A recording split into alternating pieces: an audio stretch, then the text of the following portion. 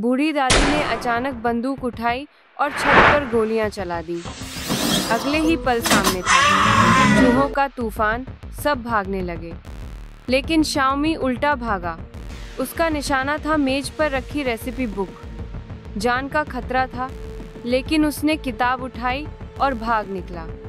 इसी वजह से वो अपने ग्रुप से बिछड़ गया। पाइप के रास्ते चढ़ता हुआ वो पहुंच गया पेरिस, और सामने था उसका सपना, मशहूर शेफ का रेस्टोरेंट। शाओमी एक चूहा था, लेकिन उसका ख्वाब था टॉप शेफ बनने का। उसके अब्बू और भाई हंसते थे, कहते थे तू पागल हो गया है। लेकिन शाओमी के पास एक ऐसी काबिलियत थी जो इंसानों में भी कम ही होती, स्वाद और खुशबू पहचानने की।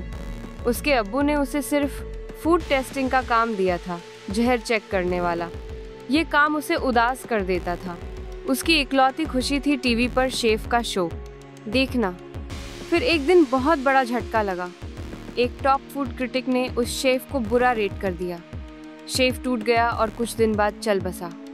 उसके जाने के बाद रेस्टोरेंट की रैंकिंग भी गिर गई। ऐसे में किचन में आया एक नया लड़का, इंटर्न शाओलिन। पहले ही दिन उसने सूप गिरा दिया और घबराकर उसमें सब कुछ डाल दिया। लेकिन उसका स्वाद इतना बेकार था कि कुत्ता भी ना सूंघे। शाओमी से ये देखा नहीं गया।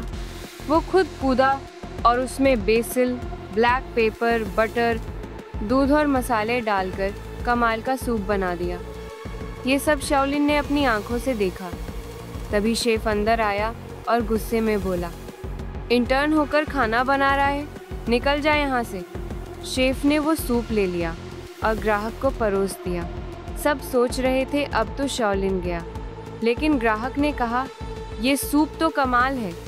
शेफ ने खुद चखा और हैरान रह गया। बोला, जब तक तुम मेरे सामने फिर से नहीं बनाओगे, तुम्हें निकाल दिया जाएगा। शाओमी भागने की कोशिश करने लगा, लेकिन पकड़ा गया। किचन में चूहा होना बहुत बड़ा गुनाह था। पूरा रेस्टोरेंट बंद हो सकता था। शाओलिन ने जल्दी से उसे एक जार में बंद कर दिया। शेफ ने हुक्म दिया, इसे बाहर ले जाकर खत्म कर दो। शाओलिन उसे नदी किनारे ले गया, लेकिन जब उसने उसकी मासूम आंखों में देखा तो उसका दिल पसीज गया। तभी उसे एहसास हुआ, ये चूहा सिर्फ सुनता ही नहीं, खाना भी बना सकता है। दोनों ने एक समझौता किया। शाओमी उसकी कुकिंग टेस्ट में मदद करेगा और बदले में शाओलिन उसकी जान बख्शेगा। शाओलिन उसे अपने घर ले आया और एक छोटा सा आरामदायक कोना बनाया। अगली सुबह शाओलिन उठा तो नाश्ता रेडी था, लेकिन शाओमी ने मसाला पड़ोस से तोड़ा था। इस पर शाओलिन ने डांट लगाई, जो चाहिए मैं ला दूंगा, चोरी मत करो। फिर शुरू हुई ट्रेनिंग। शाओमी उसके बाल खींचकर उसे कंट्रोल करता और खाना बनवाता, काटना, पकाना, मिलाना, सब कुछ सिखाया। कुछ ही दिनों में दोनों का तालमेल जबरदस्त हो गया। टेस्ट वाले दिन शेफ के सामने उन्होंने सूप फिर से बनाया और टेस्ट पास कर लिया। लेकिन परेशानी खत्म नहीं हुई थी। अब ग्राहक कुछ नया खाना चाहते थे। शेफ को जलन हो रही थी।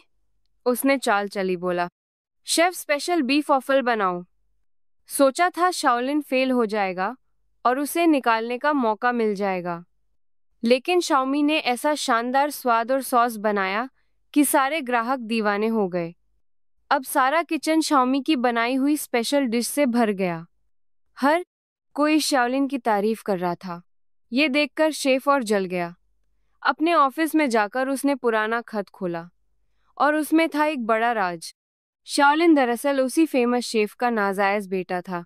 वसीयत में लिखा था कि अगर 2 साल तक कोई वारिस नहीं मिला तो रेस्टोरेंट शेफ को मिल जाएगा।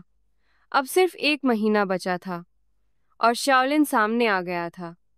शेफ ने ठान लिया, अब चाहे जो हो, इस लड़के को रेस्टोरेंट से बाहर निकालना ही होगा।